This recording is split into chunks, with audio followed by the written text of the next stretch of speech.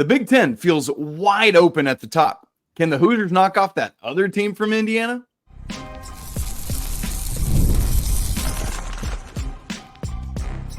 You are Locked On College Basketball, part of the Locked On Podcast Network. Your team every day. Hey there, what's up? Welcome into the Locked On College Basketball Podcast, the only daily national college hoop show out there. I'm your host, Isaac Shade, and you're joining us at the place to get your college basketball content every single day. It's all part of the Locked On Podcast Network. I want to thank you for making us your first listen or watch and remind you that you can catch every episode of our show ad-free on Amazon Music. Special shout out to you everydayers joining us and, of course, the Locked On College Basketball Discord members.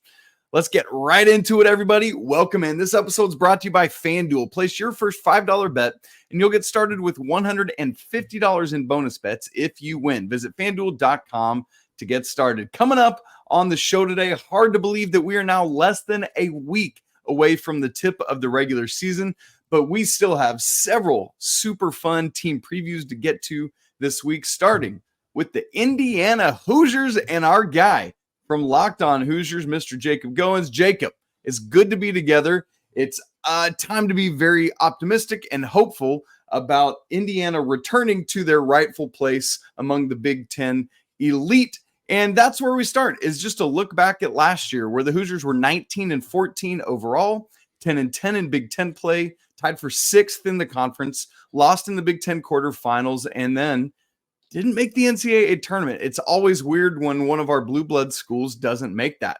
So, Jacob, I think that's just where I want to start. Do you feel like we are going to have another one of those seasons, or with everybody coming back and everything that came in, is there enough to really get back to where the Hoosiers expect to be? Well, first of all, I appreciate you having me back on. It's great to be talking basketball. It's much fun as football is, and we're going to keep hammering football on Locked On Hoosiers. Basketball season is right around the corner, and I really started to feel it this past weekend watching a ton of exhibition games, including Indiana beating Tennessee in Knoxville. I know it's an exhibition game, but I think that spoke really, really highly of what this team is. And yeah, you mentioned last year, and man, that's not okay here. I mean, that's just not acceptable. You understand that, and a lot of big blue bloods do. Missing the NCAA tournament is just not how this place goes. And fans are letting Mike Woodson know about it. They let him know about it. And there were legitimate conversations a year ago of whether they were going to let him go. And it seemed to be a little early for me. And now with all the recruiting misses that Indiana continues to have and watching big names go other places on signing day or decision day,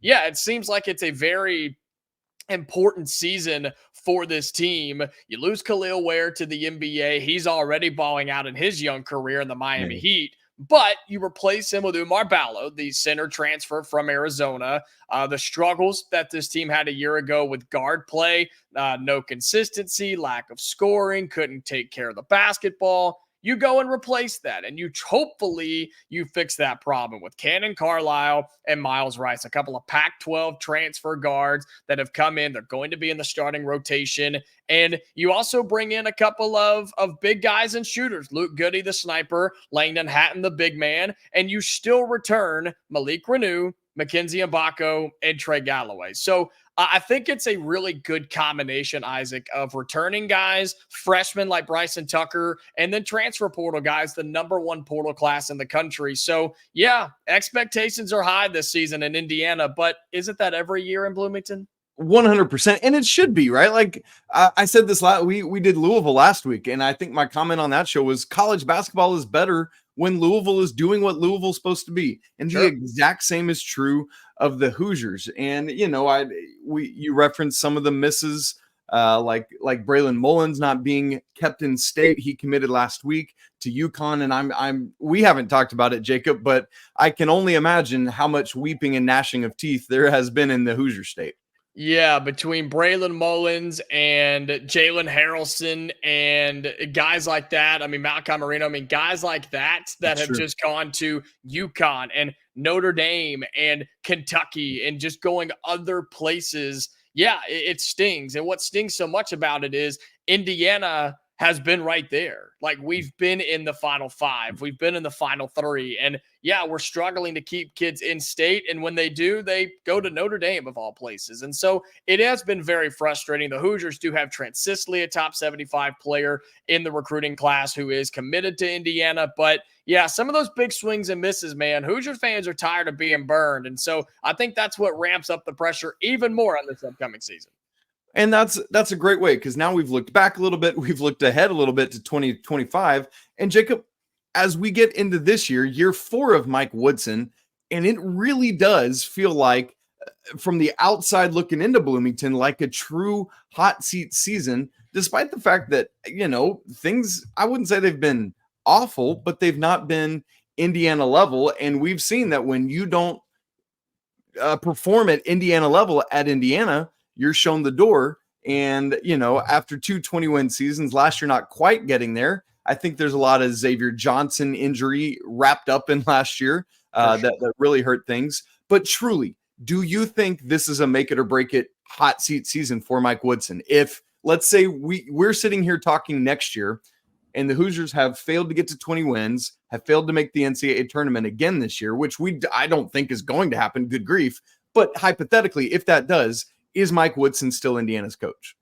I don't think so. I don't think the fans would allow Indiana in the athletic department to keep him around, because if Indiana were to have another non-20-win season, another miss of the NCAA tournament, what that would tell me, Isaac, if I had my crystal ball, if I was a fortune teller, is that it looked the exact same as it did a year ago, which was poor three-point shooting, poor defense, great inside the lane, but anything outside of 8 feet, Indiana just couldn't do. And man, if they broke 70, we were celebrating. I mean, streamers were coming down to Memorial Hall, like or an Assembly Hall. It just wasn't.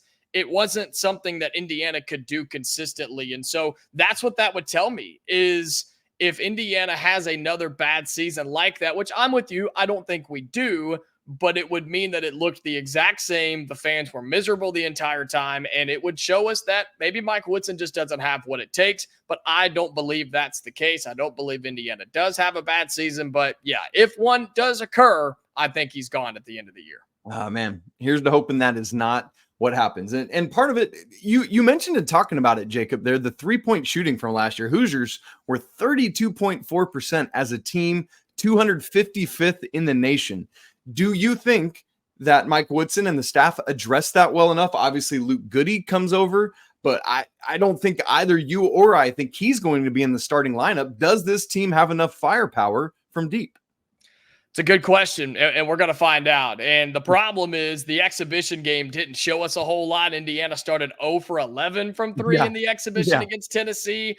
They ended up hitting, 4, I think, in the entire game. Like, not a great starting point for Indiana, but they will be better. And I think the guy that's going to lead the charge here, Isaac, is going to be Mackenzie Mbako. I keep talking about him in a sophomore surge. I think he's going to be more comfortable. He's put on a little bit of weight. I think he's just going to have a very free type of aura, if you will. And I think he's the best shooter on the team. Wiles Rice and Cannon Carlisle are good, but they weren't really known for the three-point shooting in the Pac-12. No. They're more of a guard, ball in the hand, make a play type of guards. And so, yeah, I look for Mackenzie Mbako, Luke Goody, and don't sleep on Malik Reneau. He can knock him down if he needs to. We'll be better. I just don't know how great we're going to be.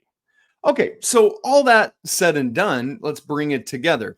I said it in the cold open, but it really feels to me, Jacob, that the Big Ten is pretty wide open this year at the top. It kind of like, was it 2 years ago where it was like Northwestern finished as the 2 seed, but if they had lost their last game, they would have been like 9th or something. Like, it feels like it could be that all over again. And so I want you to answer this question for me. Indiana wins the Big Ten because, and on the opposite side, Indiana doesn't win the Big Ten because. It's a really good question. I think Indiana wins the Big Ten this season if they can get truly 8 or more guys involved. I think your starting 5 is pretty much set, which we're going to talk about later. But I think you went and got guys for depth pieces, and Indiana just didn't have that a year ago. I mean, outside of a 6th man, they were just No, I mean, they were done. They didn't have any bodies that you could trust to bring in the game, whether it was at the guard position, the forward, or even big man. It wasn't what Indiana needed. So I think Indiana wins the Big Ten if you can play 8 or 9 guys that legitimately contribute to this team offensively and defensively. And Indiana loses or does not win the Big Ten if they have a lot of the same from a year ago. They can't shoot from outside. They can't defend the outside right there. 3 is more than 2, Isaac. Indiana fans like to tell me that quite often. And so if those same problems exist where, yeah, you can knock down all the layups and dunks you want, but when you give up a 10-0 run and 3 of those are threes, you can't keep up that way. So I think that's what happens here. If Indiana cannot figure out how to shoot the 3 or defend the 3, they may be in the same position they were a year ago. Man, and Jacob, it's so good to know that Indiana fans are so knowledgeable in math and that 3 is indeed more than 2. Best news I've heard all day. Now, look, you and I have referenced a couple times who we think is going to be in this starting lineup. There are a whole bunch of starters back, but are they all going to start again this year, or will some of the newcomers take over those starts? We're going to talk about that in just a second. Right after I tell you about Roy. Hey, Locked On College basketball fans, it's time to recognize our Roy Player of the Week. So far this season, we've pulled over $10,000 to support players on Roy. Micro deposits lead to massive change. With the Roy app, you can direct your support to athletes you love, ensuring that all funds go to the specific player you choose. Unlike collectives, you know exactly where your support is going, and you even receive exclusive content like personal videos and updates after the season. Best part is it's risk-free. If the athlete transfers out or doesn't deliver the content, man, you get your money back. And this week, we are supporting Indiana running back Justice Ellison for his 123-yard performance and a tutty in the Hoosiers' 31-17 victory over Washington this past weekend. We just pitched in $100, and I'd love for you to join us. Even $10 makes a difference. Let's show Justice that love and keep him connected to Indiana. Remember, pay today, celebrate tomorrow. Your support sets your team up for success. Already on Roy, man, any contribution to an athlete's campaign also gets you automatically entered into this victory where you get 2 tickets to a game in November. Just download Roy, create an account, and enter code Locked On and you're entered. Download Roy right now and join the NIL game with no subscriptions and no fees. And be sure to check them out all over social media. Roy, support the players, change the game. All right, Jacob, we're now going to move into talking about the personnel for Indiana. And one of the interesting things is you've mentioned a couple of these transfers, 3, I think, that it seems like we might feel like are in the starting lineup. You obviously lose Khalil Ware from last year's starting lineup, but bring back Malik Reneau, Mackenzie Mbako, Trey Galloway, and Gabe Cupps, who were all part of the vast majority starting lineup. And then the other biggest starting lineup also had Xavier Johnson in it. Obviously, he's gone out the door now. And so as you start to look at this, Jacob, how's that going to go? Do you think some of these transfers come in and take some of those jobs? How's this going to shake out? I think most of them do. I think you're going to see more transfer starters than you do returning starters this year for Indiana basketball. And, you know, at the end of the year last year, Indiana, we knew that we were in a position where we were going to have guys transfer and we were going to have guys graduate, right? And that's sort of how it played out. And there were also a couple of question marks of, okay, would Khalil Ware go to the NBA? He did the right thing. Yeah.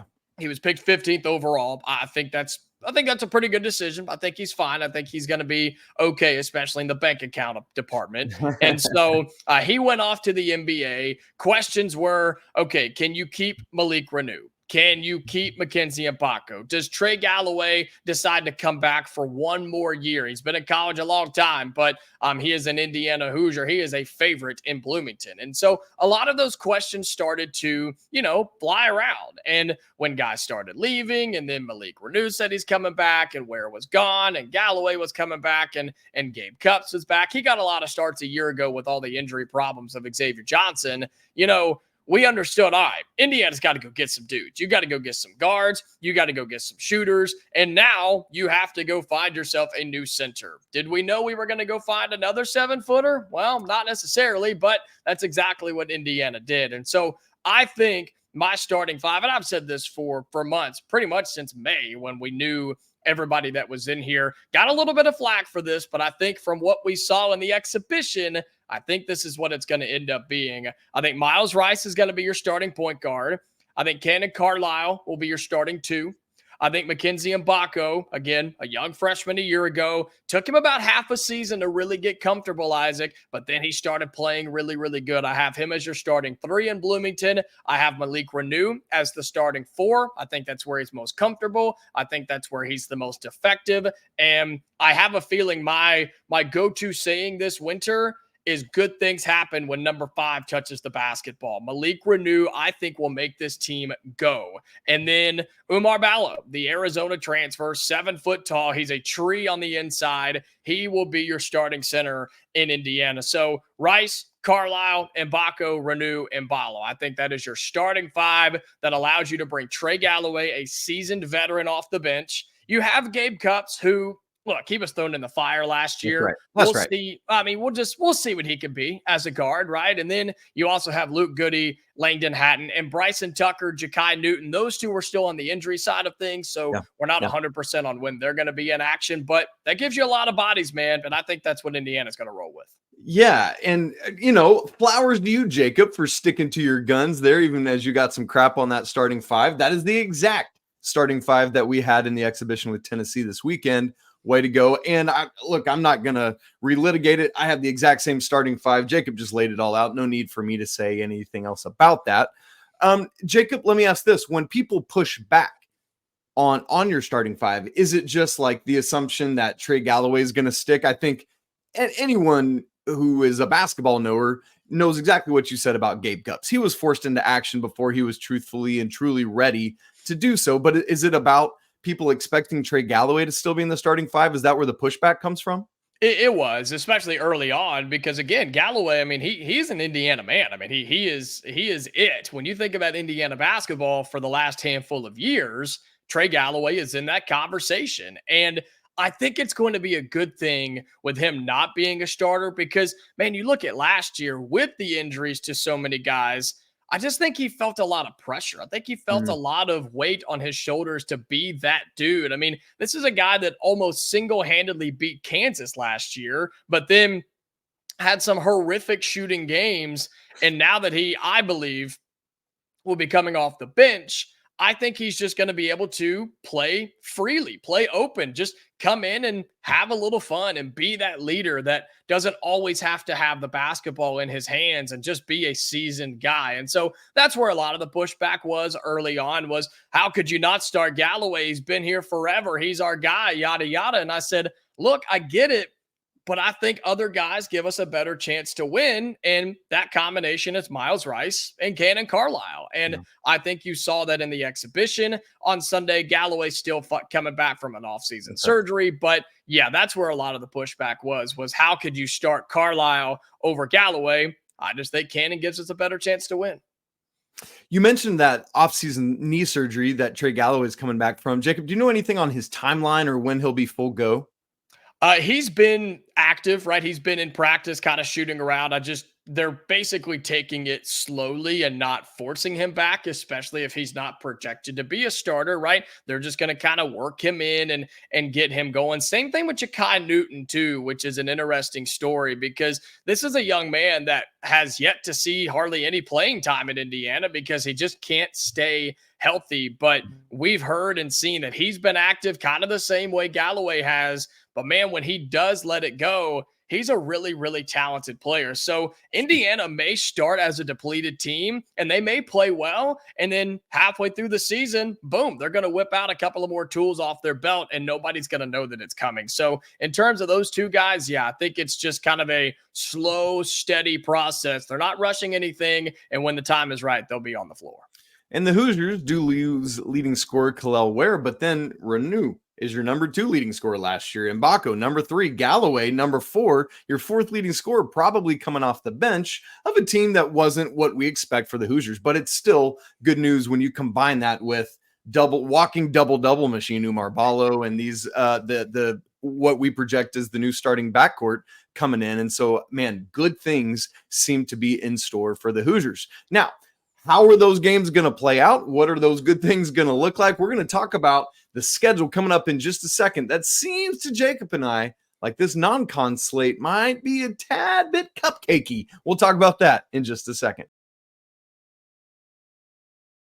Right after I tell you about FanDuel. Hey, get ready to tackle NFL action with FanDuel. It's America's #1 sportsbook. Right now, new customers can bet $5 and get $150 in bonus bets if you win that bet. The FanDuel Sportsbook app gives you everything you need to place live bets on the NFL all in one place. So when you get a hunch in the middle of the game, you can check out the latest stats. You can view live play-by-play and so much more on the same page where you place your bets. How about FanDuel's Big Ten regular season champion odds? Right now, I hate to say this, but Purdue has the best odds at plus 370, followed by the Hoosiers at plus 600, and then a trio at plus 850 of Oregon, newcomer, Michigan State, and Ohio State. Rounding out that top 6 is another newcomer, but down in LA, UCLA at plus 1,000. FanDuel thinks they're going to be much better. Frankly, I do too. Join FanDuel.com today to get in on this. You'll get started with $150 in bonus bets if you win your first $5 bet. That's FanDuel.com. It's America's #1 sportsbook. Make every moment more with FanDuel, an official sportsbook partner of the NFL. All right, we want to wrap up our Indiana preview by taking a look at the schedule, which started, as Jacob talked about, with a fun exhibition game this past weekend. Love that we get to do this now. Thank you, NCAA, for getting something right once. And as Jacob said, Indiana goes down to Knoxville, knocks off the Vols 66-62. Again, no Trey Galloway in that game, no Bryson Tucker in that game, incoming freshman guard. But, Jacob, you mentioned the kind of three-point struggles early, but let's be fair, Tennessee's defense is always something to not be trifled with. As we think about the schedule and what we can learn from this, what were maybe one or two of your biggest takeaways from that exhibition? Well, Myles Rice, a guy that we've talked a ton about. I mean, he was your leading scorer, second leading scorer behind Malik Reneau. Malik had 21, Myles Rice had 20, but it was just the command that Myles Rice had, and he was not afraid to take it to the rack, and he could finish through just about anybody. And that's something that Indiana just didn't have a year ago. Again, we talked about all the injury problems and the inconsistency at the guard position. Man, you give the ball to Myles Rice, and he's gone. I mean, he will go whether he is 80 feet from the basket, 50, 25, doesn't matter. He's going to get to the basket and just make plays. So that's the first thing that stood out to me against Tennessee was Myles Rice is him. That's what I wrote down, is that he's just a leader. He is a pest on both sides of the basketball, on both ends of the floor. And then Indiana didn't forget about who they were. They still used Malik Reneau. Ballo had an okay day, but the defense is what really stood out to me, because you mentioned Tennessee's defense, and they were annoying. Believe me, it's hard to compete against a team like that. No. But Indiana matched them play for play, just both ends of the floor. Like, Indiana's defense was better than I saw in any game last year, just the tenacity and the effort and the execution. So between hopefully a better guard room and elevated defense, I think Indiana could be dangerous this year. Ooh, baby. Now, we start obviously with the non-con slate coming up very, very soon. It's so wild that we're less than a week away. I know. But Jacob, one of the things about this non-con slate, we have Battle for Atlantis, which is going to be great. Indiana starts with Louisville, and then we'll play either West Virginia under new coach Darren DeVries and his just absolute dude of a son who's going to be their leading scorer, Tucker. But it'll either be them or Gonzaga in the next game, and then finishing up with Oklahoma, Providence, Davidson, or Arizona. That should provide three great matchups. Hopefully it's Arizona in the last one, because that's the best team of that bunch. But then outside of that, Jacob, when we look at the other 8 non-con games, just one other high major opponent, And all 8 of those games are at home versus SIUE, versus Eastern Illinois, versus South Carolina. There's your lone high major opponent versus UNC Greensboro, Sam Houston State, Miami of Ohio, not Florida, UTC, that's Chattanooga, and Winthrop. Jacob, as you look at that, do you feel like I do, where it's like, I don't know about this, man? It feels like a pretty weak slate. It concerns me. It really, really does. And this is not new information from me. My people at Locked On Hoosiers, I've been saying this for quite some time. I mean, you see trends around college basketball now where big name teams are playing other big name teams. Look at Gonzaga or Alabama or Auburn or even Duke and North Carolina. I mean, they've decided, you know what? We need to get better in non-conference play rather than having a bigger number in the win column heading into January. We need to have some tests. We need to maybe even have a loss or two. And look, I'll be honest, depending on how the battle for Atlantis goes, I don't know if Atlanta or if Indiana will or not. I mean, it's very possible that we could be undefeated out of non-conference play, because if you look outside the battle for Atlantis, which we'll get to in a second, it's South Carolina. That's it. I mean, it's South Carolina. Now, I will remind people that either A, are Hoosiers fans and watched a year ago, or B, just didn't watch Indiana a year ago in non-conference play. They struggled mightily against non-conference opponents. It was bad, and that should have been a sign for us. But I think this year that won't be as much of an issue. And so you have to take care of business in those, beat, I think, a really solid South Carolina team, and then I say make a run in the battle for Atlantis. And I just want this team to not run into Rutgers and run into Michigan and run into Ohio State and these types of teams. Of course, Purdue and Oregon and all these other schools in the Big Ten. I don't want us to get to January and then start to get exposed and then have to start changing things and then have to start fixing ourselves, when we could try to do that in November and December like a lot of other big name programs do. So with that said, what has to happen at Atlantis, since that's really the only testing ground, Jacob? I say win it. Win the thing. I mean, you start with Louisville, who, yeah, it's a big name, but you know as well as I do, they're still on the up and coming. They're still not to where they have been in my lifetime, right? And then you just have to play the team in front of you and hope that you can make a run. You hope you get Gonzaga. You hope you get Arizona. You want those big names. Like, sure, it'd be cool to play you have West Virginia and Providence and Davidson, like those types of teams. But man, I want the big ones. I want the good ones, because that's what's going to make Indiana better in the long run. If you get them, great. If not, play the team in front of you and just execute at a high level. Okay, good. So we move to Big Ten play. As per usual recently, we will have 2 Big Ten games kind of mixed into the non-con slate. That'll be versus Minnesota and at Nebraska. But then you just look at this whole slate. Every Big Ten team either makes a trip to LA or to the Pacific Northwest. For Indiana, it's going to be to the Pacific Northwest, at Washington, at Oregon. And the tough thing, Jacob, just to go ahead and zoom to the end of the schedule, is those are 2 of the final 3 games of the regular season. How, if you're Mike Woodson, do you kind of handle that trip? Yeah, and that's coming out of a February slate that I think is really, really tough for this team. You play Purdue a couple of times. You've got UCLA in there. And then, as you mentioned, you go out west for 2 games, and then you come home and play what I think is going to be a much improved Ohio State team. Like, you've got to find a way in a trip like that, depending on how the season's going. I mean, I think sitting here in late October, early November, saying to split those games is fair. Right? I mean, go out there. If Oregon's as good as people say they are, Washington could be a dark horse. Who knows? I mean, I think it's fair to say, hey, go out there, play well, execute, and split the 2 games. If you do that, then you're probably okay. Man, going to be fun. Again, we think this, or I think, I'm about to find out from Jacob here in just a second. I think this Big Ten is going to be a lot of fun with a lot of good teams and probably a lot of warts on everyone, which is going to be an interesting thing to say. So, Jacob, looking at that side of it then, what is your projected finish for the Hoosiers in the Big Ten, and what's your regular season record finish? That's a really good question. I think in terms of expectations, I think Hoosiers fans are wanting this to be a major turnaround. My prediction is top 3 in the Big Ten. I think they should be in it at the end. I think they should be wanting to compete and be competitive, and it come down to those final few games. I think being top 3 in the Big Ten with a chance to win it.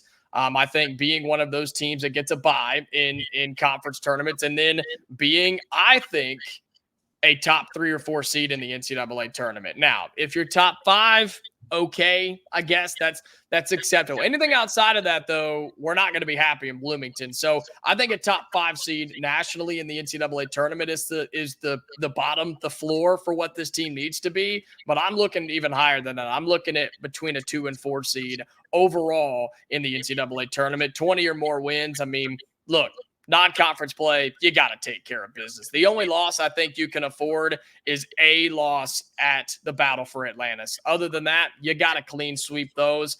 My issue and what I'm scared about for the Big Ten, though, it's going to be really deep, and there's going to be a lot of good teams. I'm afraid that it could eat itself alive, man. And other conferences are going to find that out too. The SEC, the Big 12, the ACC, the Big East, like they're all going to find that out this year too. So I think Indiana, top 3 in the Big Ten, no less than a top 5 national seed, and maybe try to win a championship somewhere.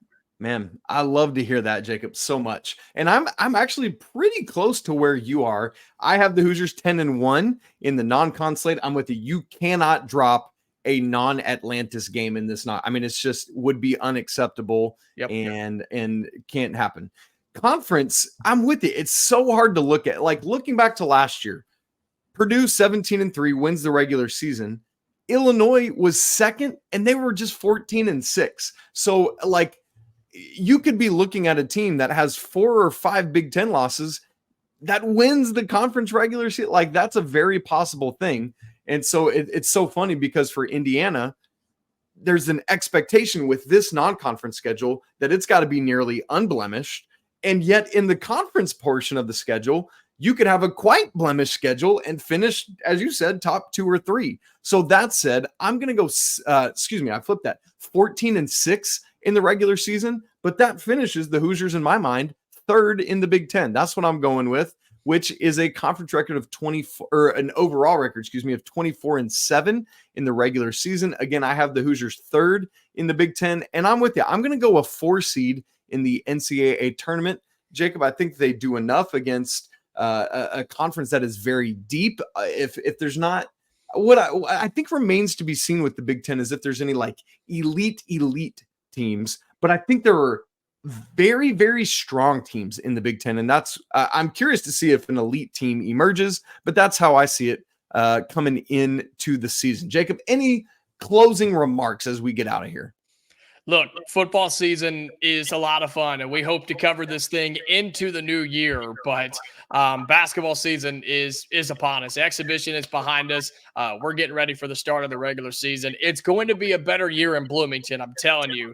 And there's going to be a lot of good teams out of the Big Ten. I don't know how many make it into the tournament. I would love to see more than half get into the big dance. I think that would be a huge mark for this conference. But overall, Indiana will be better this year. But it's a huge season for Mike Woodson and Indiana basketball fans. Oh, man. Folks, make sure you tune into every second of it. The Hoosiers tip off next Wednesday is their first game against SIUE. Make sure you are ready for that. Folks, if you haven't been locked in and dialed in to Locked On Hoosiers, make sure you do that. Jacob does a phenomenal job over there, and you're not going to want to miss a second of it, especially all you Purdue fans who are hate watching this right now. Man, go find Jacob in the comments there. Yeah, come check us out, man. You'll have a blast, I promise. We say nothing bad about Purdue ever. That's right. That's why we love what we get to do, man. It's so fun. If you haven't checked out Locked On College Basketball, please make sure to do so. Subscribe to both these shows on video and audio so that you don't miss a second of all the great content. If you haven't joined the Locked On College Basketball Discord, we would love to have you in there as the season gets ramped up and going. The link's in the show notes. It's absolutely free to join. Well, folks, as we always say when we sign off, and it's so appropriate today, apologies to the lawyer family. Let's go Wildcats, and until tomorrow, peace.